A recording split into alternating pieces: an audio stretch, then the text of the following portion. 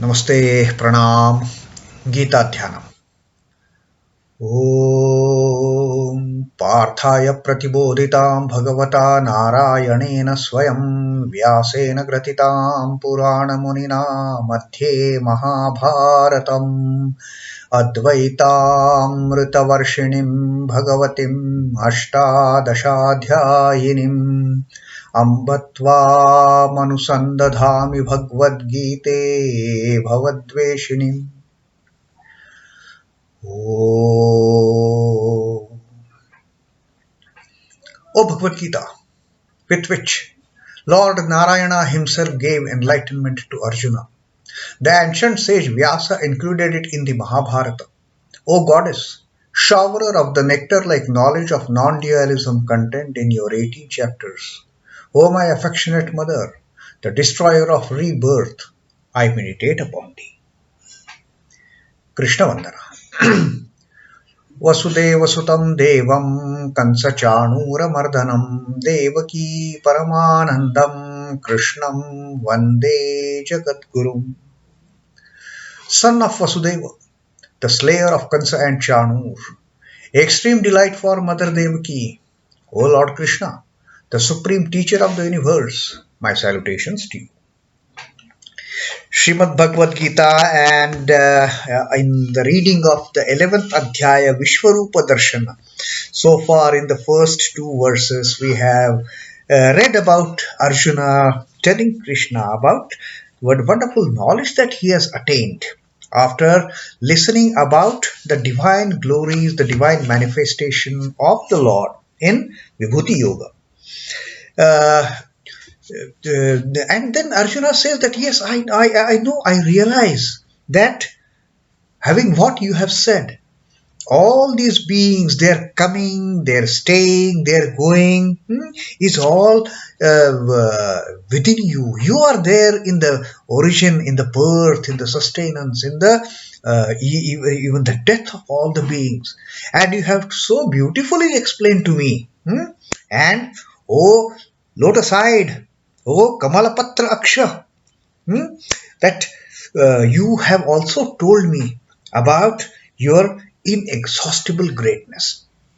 So Arjuna has kind of summed up the learnings from the Vibhuti Yoga in this first and second shlok. The second shlok that we read, Bhavapya yauhi bhutanam shuto vistarasho maya. You have, in great details, you have explained to me that how the beings, they come forth, bhava and apyayo, and they dissolve in you. They come forth from you and they are drawn back to you. You have explained to me in such a beautiful manner, in such a great details in the Vibhuti Yoga. Tvattaha kamalapatraksha mahatmyam apicha avyayam. And also, O lotus-eyed, you have told about your own greatness. Tvattaha mahatmyam api cha avyayam. Your greatness and your inexhaustible manifestations, you have spoken to me in such great details in the Vibhuti Yoga. Now Arjuna has got something more to tell Sri Krishna. Arjuna says, evam etad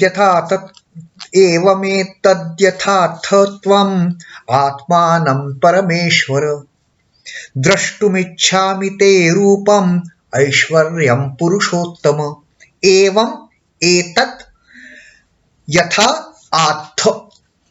Evam etad yathāttha. Evam etad. Evam etad is like this. Yatha, as like this.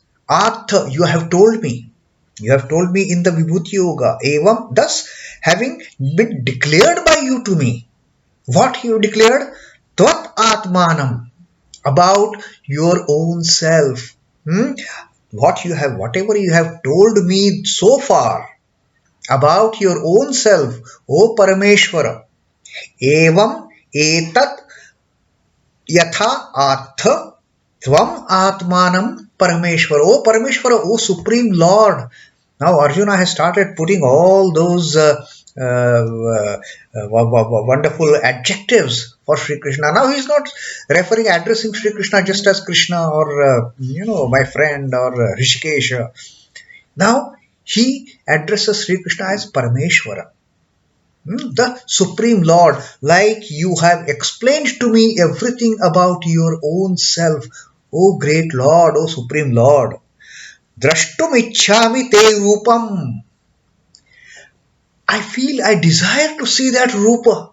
I desire to see that glorious form, Rupa. And what kind of Rupa? What kind of form? Aishwaram. Your glorious form, your splendorous form. I so much desire to see it. You have told me in such great details. You have told that yes, whatever you are seeing around is just a minuscule portion of my great splendor. I want to see that great splendor. Oh, Purushottama. Oh, the best among the men. Now you see how much Arjuna is praising Krishna.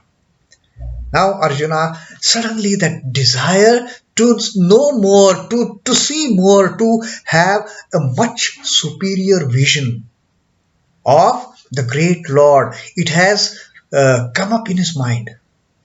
That spark has got ignited. I want to know more. Now I am not going to remain satisfied only with that verbal explanation that you have given to me so far. I have heard enough. That was good enough verbal explanation for me as far as your splendors are concerned.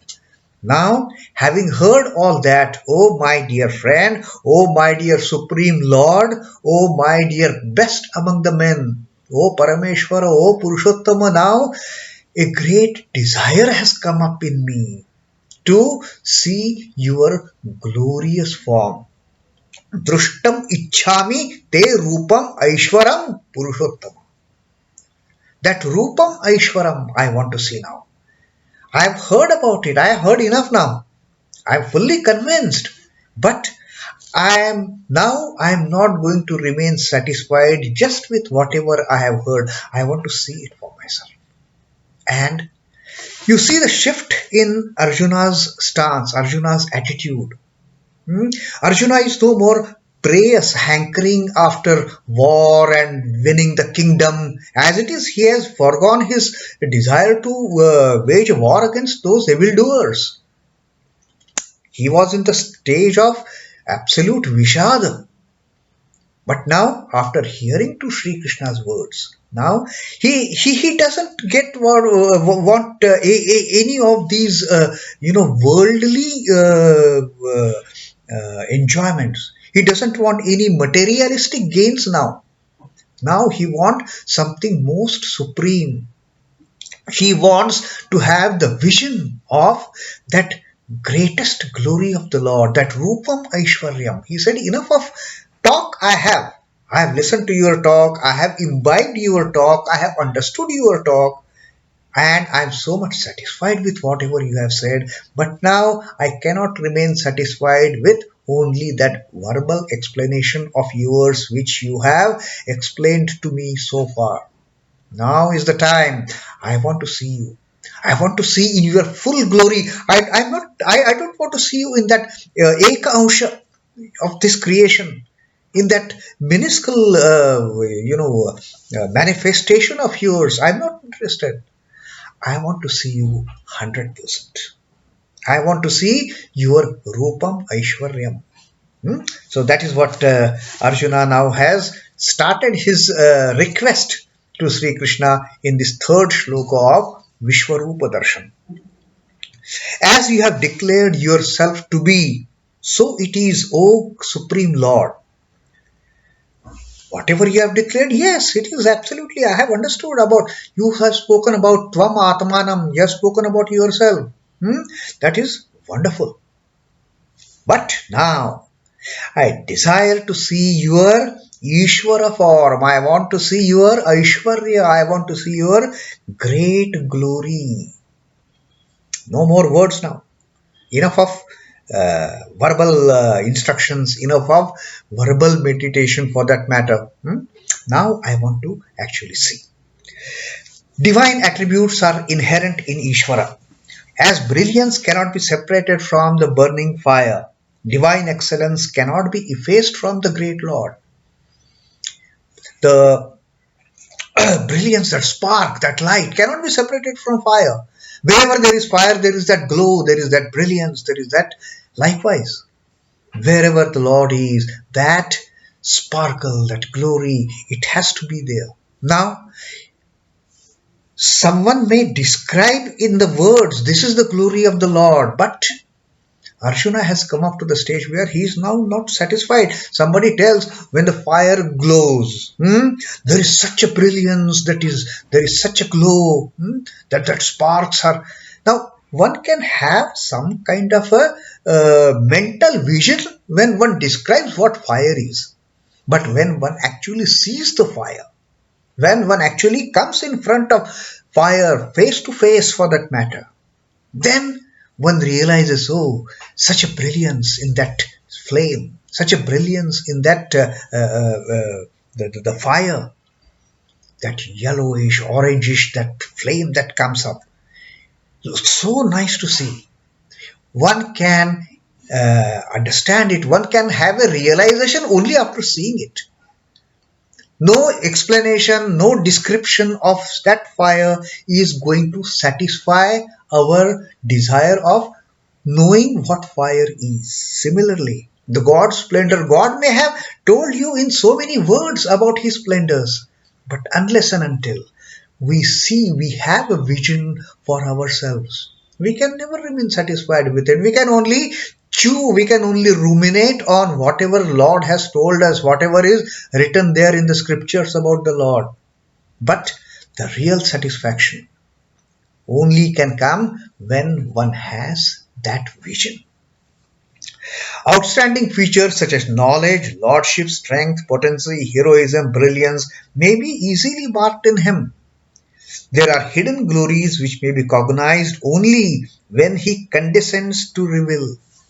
It is only when the Lord wishes out of his compassion, like Arjuna has already told, that out of compassion, mat anugrahaya paramam guhyam adhyatma sadnitam, out of compassion to me, out of compassion for me, you have explained all these intricacies in such a beautiful manner, intricacies about the adhyatma. So unless until God has a compassion for the devotee, He will not reveal. And if we want God to be compassionate to us, if we want God's grace to be showered upon us, we have to plead to Him, oh Lord, please. And that is what Arjuna is doing here now. Arjuna is saying that draṣhṭum ichchhāmi te rūpam aiśhwaraṁ parameśhvara. I don't want anything else now. Now I want the ultimate. Now there is a change in Arjuna from prayas to shreyas. Now he wants much more. He wants much higher, much elevated, much illumined vision of the Lord. So Arjuna supplicates for vision of his latent glories. Now Arjuna has made his request, and Arjuna has now got into the mood of being a shreyas. He doesn't want any worldly enjoyments. He doesn't want any materialistic gains from Sri Krishna. He doesn't want any kind of, okay, now I want to fight. Give me that daring. Give me that spirit of fighting. No, that is not what Arjuna is seeking now. Now Arjuna is seeking, give me that glorious vision where I can see you in your most glorious form. So that is how Arjuna has started putting his request to Sri Krishna, and conceding to his request. Let us see what Sri Krishna will do. But Arjuna's request is still not complete. This is just the third shlok we have read today. In the fourth shlok that we will be reading next, there also Arjuna is once again putting this request in a much pleading note, that the Lord, Krishna, he has to concede to Arjuna's demand, Arjuna's request, Arjuna's pleading, Arjuna's begging. So that is about the third shloka of Vishwarupa darshan, where for the first time Arjuna says, I want to see you face to face. I want to see that glorious vision of yours, that rūpam, aishwaraṁ I want to see. I want to see that form. I don't want anything less. So that is the third shloka of the Vishwarupa darshan, the yoga of the cosmic form of the Lord. Om Namo Bhagavate Vasudevaya. Sri Krishna Arpanamastu. Jai Sri Ram Krishna. Jai Thakur. Jai Ma. Jai Swamiji.